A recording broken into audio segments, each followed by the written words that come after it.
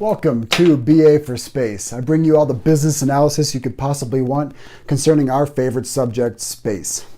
So let's kick things off with Space Startup Roundup. I'm going to talk about emerging new space companies.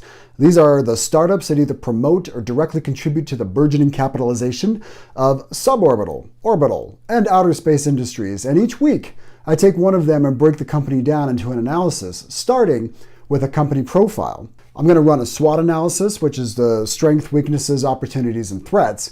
And then I run a gap analysis to determine where their aspirations may run short due to the gap between what they have and what they need to succeed.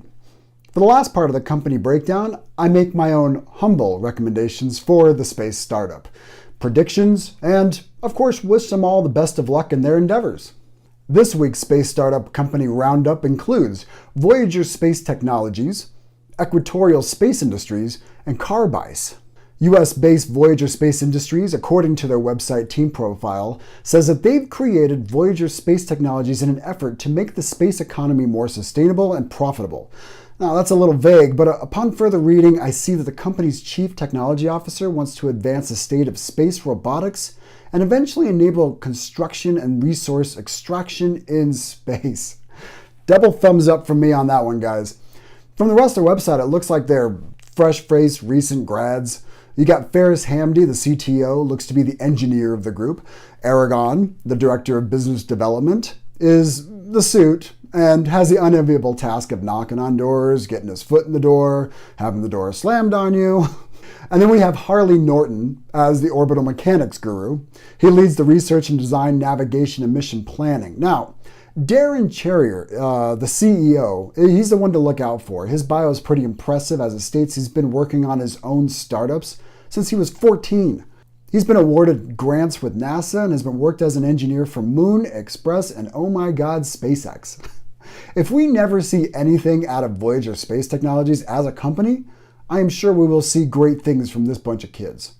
I would like to know a little bit more about what the company does, its mission statement, its vision, goals, etc. But from their Facebook page, it looks like they want to robotically prolong the life of existing satellites. And if that's all they wanted to do, I love it. And I want to see more of it. And I hope to see more of them. Follow them on Facebook. I did, and I consider my life better for it.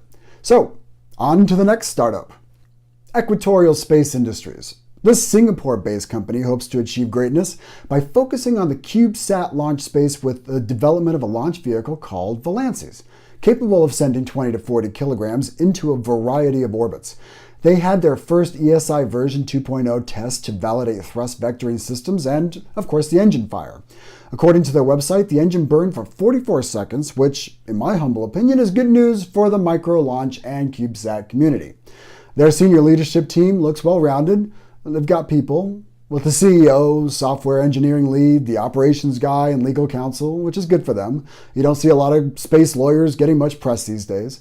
The company's claimed advantage over the competition is their proximity to the equator.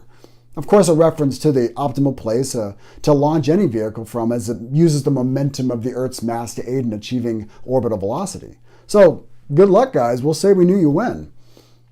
Finally, to round out this week's space company startup roundup, we have Carbice.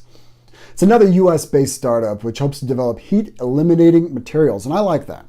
Heat in space is both good and bad. Good for keeping humans at a comfortable 70-degree Fahrenheit environment, bad for burning us up upon re-entry into the planet's atmosphere. Now, I can get behind what this company is selling. Their website is sorely scant on any detail of proposed products or services beyond funding they have received to develop heat-resistant tape, but I like what their head's at. Space hardening is a term permeating throughout commercial space. You have to harden electronics so they do not fry out when exposed to radiation. You need to direct and dump excess heat so there's no buildup of thermal energy within a closed system. Yeah, it's a thing, guys. And if this problem is on the Carbice's radar, they will have no problem as a vendor for any small commercial space sector company or solution. Now, I hate their website, but love what they want to do. So keep on keeping on. And hey, by the way, it's weeblycom. It's free and it's easy to build. So that's it for this week's Space Company Startup Roundup, and time to reveal the lucky sucker from these three that will be profiled on this week's BA4Space analysis. The lucky winner to be scrutinized, poked, and prodded is Voyager Space Technologies. I love the idea. One of the biggest problems facing the progression of a spacefaring civilization today is in situ resource utilization and in space fabrication of materials and structures. This team wants to tackle both of these problems. So, let's start with the SWOT. Strengths. Voyager Space Technologies is tapping into a grand idea, which is a good way to start any business. Get people excited about the possibilities and give them the impression that you have room to grow. Payloads for space operations are heavy, and current average cost for launching 1 pound of payload to orbit is $10,000. So, what is that payload? Is it food? Is it water, supplies, modular pieces for a habitat? Perhaps a better question is, could it be made in space? Materials? Yes. Water? Yes. Food? Perhaps grown within a habitat? Yeah, most definitely. There is a need, and Voyager Space Technologies has a ground floor opportunity to exploit that need. So what are the weaknesses? All right, let's bring this back down to earth a little bit. Nothing I have seen or read implies that remote and autonomous robotics is easy. According to Voyager Space Technologies' website, they want to extend the life of current in-orbit satellites. Again, I love it. But to that end, they need to solve the problem of acquiring fuel for satellite positioning operations and the craft to interface with the client spacecraft, taking interface and rendezvous entanglements into consideration. If they have a secret sauce, it should focus on the software as a solution to those problems, not the hardware itself. So, what are the opportunities? If they can pull this off, they are set for life. Current satellite average lifespan is 15 years. The average cost of a multi-functioning satellite is $50 to $500 million, including launch and deployment services. If all a communications company needs to do is a hardware component upgrade or a fuel top-off for an orbital maneuver, Voyager Space Technologies can name the price because it won't be nearly as much as replacing the whole unit. Furthermore, our boys can make their own fuel or 3D print their own replacement parts in situ. That's all she wrote. They're golden. The knock-on services and verticals they could occupy has no bounds. So what are the threats? Satellites are getting smaller and more disposable. They don't cost nearly as much to not only build but to deploy. With the relatively recent proliferation of CubeSats, there may be no intention of prolonging the life. Compound this threat with decreasing costs of launch services and emerging providers. Not only that, but CubeSats are finding tendency as secondary payloads and rockets are being developed to service specifically these ever-shrinking orbiting communication and imaging tools. The threat may not be as imminent yet, but if Voyager Space Technologies is betting on demand in 10 to 15 years, the amount of deployment time they may need to fully develop autonomous robotics and in-situ resource utilization, the strengths and opportunities identified may be obsolete. So let's move on to the gap analysis.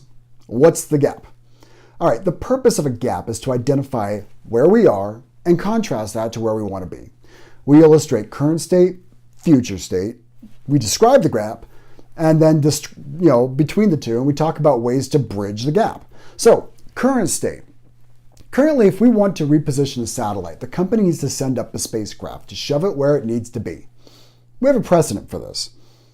And not only is the International Space Station repositioned for altitude using an RTV, but NASA's shuttle missions sends STS-61, 125 to service the Hubble telescope. But these are extremely expensive service missions by governments. Now, obviously, Voyager Space Technologies is thinking more lower Earth orbit, which is where they should be. Do they have a spacecraft? Unlikely. Do they have any hardware? Also unlikely, as I could see them featuring anything resembling a tangible solution front and center on their website or Facebook page. But if they are looking to get into the game, and with their skill set, we are talking about a smaller spacecraft that could be launched by the smaller launch service providers. And I'm looking at you, Electron. They need to rendezvous with another craft, plenty of data on that. And they need customers, no problem there. Current state is viable with current technologies. So, future state. Well, you might have guessed it. In situ resource utilization. Now that's a tricky one. We have a lot of proof of concepts, but nothing in operation orbit or on another celestial body. And let me qualify this statement. Most people consider solar energy to be in situ resource utilization, and that's correct. But no one currently has extracted fuel outside of terrestrial sources to contribute to mission design, mission extension, planning, or the execution. The current state is closed systems, and the future state needs to be open systems. We don't have that yet. If Voyager Space Technologies has a device, a cost-effective plan, or some other secret sauce, they are positioned to not only corner the orbital spacecraft servicing space, but to revolutionize it. So, what's the gap? In this case, the gap is not figurative or conceptual, it's literal. There is a gap of space between where we get energy, fuel, and resources and where there needs to be, where we need to use that energy, fuel, and resources. The problem is the gap is increasingly expensive, and you might even say that it increases with the square of the distance. Hence, the need for future state. The elements of this gap are not trivial. As I mentioned, we are dealing with solutions that have no precedent, at least past the conceptual and experimental phase. The closest place to get fuel with the least amount of energy is the moon. Again, if our boys have cracked the in situ nut, then they simply have to demonstrate it on a willing customer. Then start collecting their millions, if not billions. So what's the bridge? Voyager Space Industries needs to focus on the gap, the in situ resource utilization, storage, and deployment. In the meantime, per the directive for robotics activities in orbit, identify and exploit key differentiators within the industry. Make yourself the orbital activities via robotics guys, master rendezvous activities, develop proprietary attitude stabilization software, identify industry frustrations and other gaps to fill in other verticals. Keep the money coming in and develop your gas station in cislunar orbit. Everyone's going to want to be your friend at that point. So, conclusions and recommendations.